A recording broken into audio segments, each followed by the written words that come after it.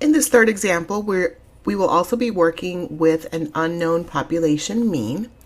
The claim here is that the mean weight of all bags of sugar is 80 ounces. We are to assume that it is known that the standard deviation for the weight of all bags of sugar is exactly 10.75 ounces. It's really important that we differentiate between a sample standard deviation versus a population standard deviation, because one versus the other will determine whether we're using a t distribution for the hypothesis test versus the z distribution.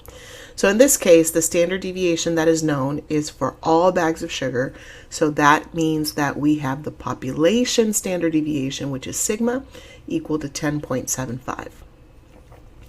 We know now that we have a small sample of 15 bags of sugar. That will be our sample size n, and that the mean weight for that sample is 77.2 ounces. So that will be our sample mean x bar.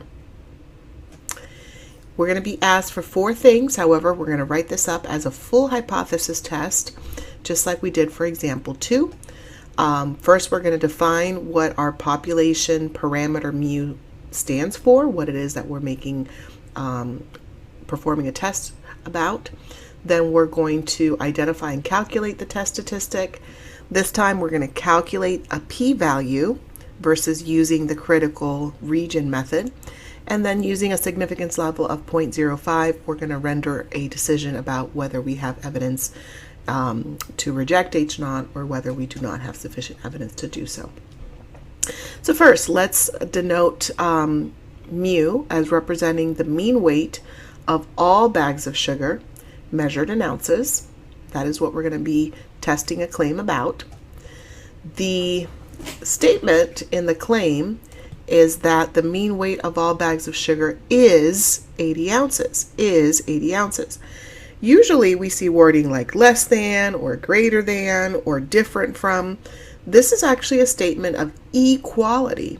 So because the claim is stated as an equality, again, our null hypothesis is always a statement of equality, so we're going to say that mu is equal to 80. We're going to state the alternative as not equal to. So we're going to do a two-tailed test because there was no clear direction indicated in the wording of the original claim. We didn't see the words less than or smaller than, greater than, larger than, exceeds, nothing that would indicate a direction. So in the absence of a direction, we're going to use the more conservative alternative, which is to say simply not equal to 80. So again, this will be a two-tailed test. Next, let's decide what test statistic is appropriate to calculate, and then we'll go ahead and find its value. Again, because the population standard deviation sigma is given, we are going to be using the standard normal distribution of z-scores. We would have used the t distribution if sigma had not been given, and instead we had to use a sample standard deviation s. But in this case, sigma was given, so we're going to use z-scores. Here is a quick diagram summarizing what we have. The claimed value of mu is 80, and the sample mean was 77.2, so it was less than the claimed value of mu. It'll be to the left. We're going to calculate the appropriate z-score that corresponds to x bar. The formula for z is sample mean x bar minus the claimed value of mu divided by the standard error, which is the population standard deviation sigma divided by the square root of the sample size n. So in the numerator we have 77.2 minus 80. In the denominator we have 10.75 divided by the square root of 15. And we see that our z-score is negative 1.01 approximately, which makes sense with our diagram. We are to the left of the mean that is being claimed here. Now going back to what we learned in chapter 6, this is a pretty straightforward area to find. It is an area to the left.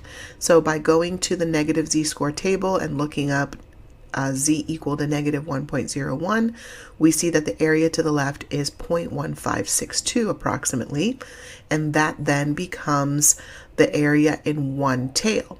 However, the p-value is going to be equal to twice that area because we are performing a two-tailed test. So by symmetry, we're going to have to also count the mirror image of that area in the right tail, which will also be 0.1562. So because this is a two-tailed test, the p-value is twice the area beyond our test statistic, beyond where the sample result put us. So the p-value will be equal to 2 times 0.1562, which is equal to 0.3124. Finally, let's see what this gives us in terms of our decision. Because our p-value is not less than the significance level, because 0.3124 is not less than 0.05, we fail to reject the null hypothesis. We do not have sufficient evidence against the claim that the mean weight for all bags of sugar is 80 ounces. And I guess I missed a little T there, against the claim.